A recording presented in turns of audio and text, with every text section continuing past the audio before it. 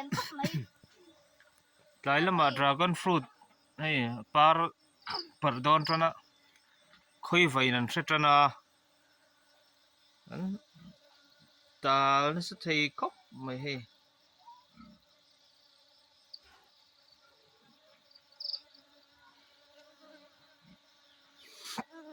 du thu samin polen na tama dragon fruit a hianin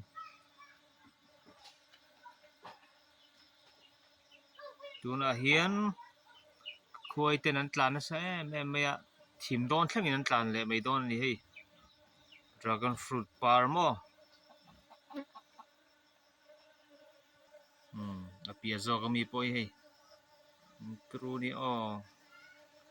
an tal na solutuk apo thian an pophuk mai ni hi hei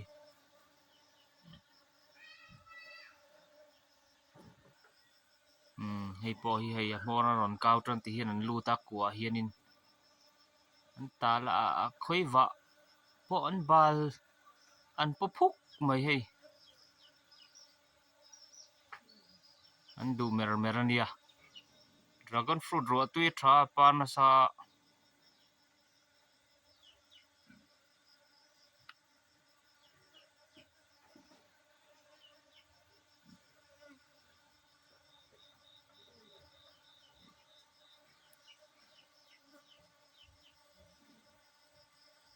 pui takani thum mem mai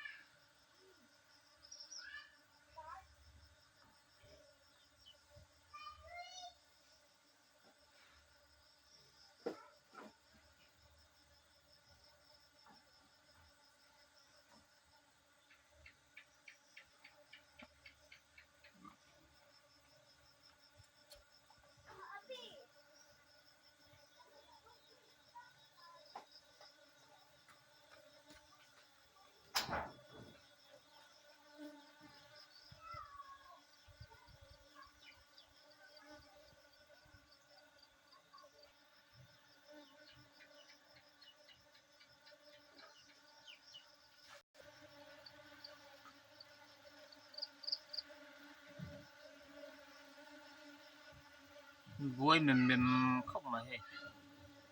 an du to katam phur sen lo cho an la ni voin chu lom pui khop mai